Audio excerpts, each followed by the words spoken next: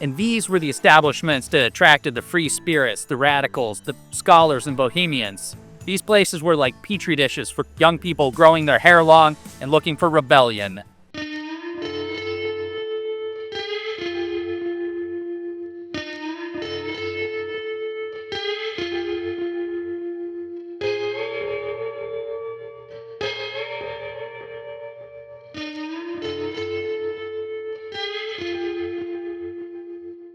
When you think about the beatnik area, San Francisco's North Beach neighborhood is probably the first place that springs to mind, thanks to the likes of people like Jack Kerouac, Lawrence Ferlinghetti, Allen Ginsberg, and Michael McClure, let alone a slew of other beat poets. And there's no doubt when it came to the beats that North Beach was king.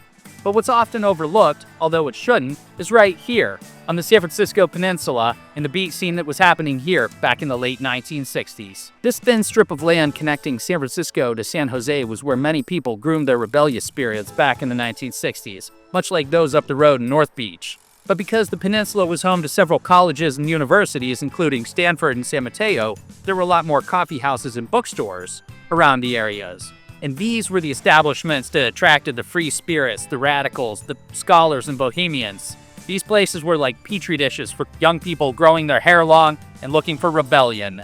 And one of the most famous beat hangouts for Jerry and company was right here at 935 El Camino Real, right here in Menlo Park, California. Because long before there was Amazon Books, there was Kepler's bookshop. Jerry Garcia and several other of the members of the Grateful Dead could often be found sitting at the back table of the bookshop, smoking cigarettes and working out on their musical skills. Now, having been out of the army for a few years, Jerry was now living his beat life down here in Palo Alto, Menlo Park area, spending most of his days picking the guitar string, not knowing that he would one day go on to become the greatest of all time. But at the same time, he was also building up connections and bumping elbows with folk bands such as the Asphalt Jungle Boys, the Heart Valley Drifters, and of course my favorite, the Sleepy Hollow Hog Stompers. And the place where each of those bands played was right across the street at 117 University Ave, Palo Alto, at a little venue that once occupied the upper floor of the building right behind me, appropriately called the Top of the Tangent. Founded by two bored Stanford doctors hoping to capitalize on the popular folk craze of the day,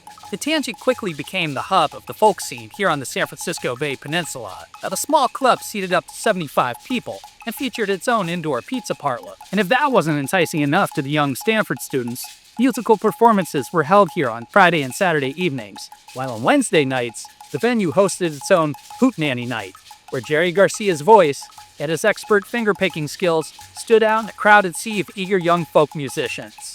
Right here, at the Top of the Tangent, downtown Palo Alto, where Jerry Garcia called home for the next 2 years as he bounced around playing in an assortment of different folk bands here on the peninsula. But the Tangent wasn't the only place where the folk music was popular, though, here.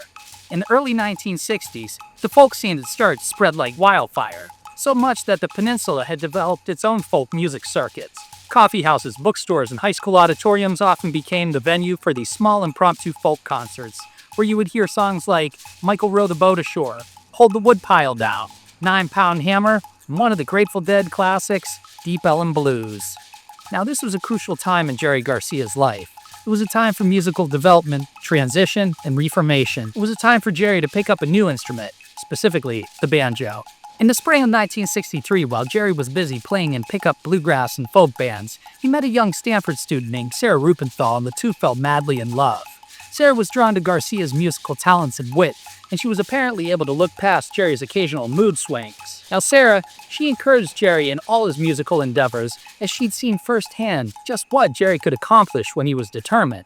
Now Jerry and Sarah were connected by music, and they performed here at the Top of the Tangent, singing folk tunes and strumming guitars. And after knowing each other only a few short months, Jerry and Sarah got married, and they soon welcomed the baby daughter to the family, who they named Heather. Now responsible for a family, Jerry knew he had to make something of a career and do it fast. And thankfully, that's exactly what happened when Garcia took a job teaching guitar at a little music shop just down the road here in Palo Alto. This teaching job not only changed Jerry's life forever, but sent him on a trajectory that no one, not even Jerry himself, could have ever predicted.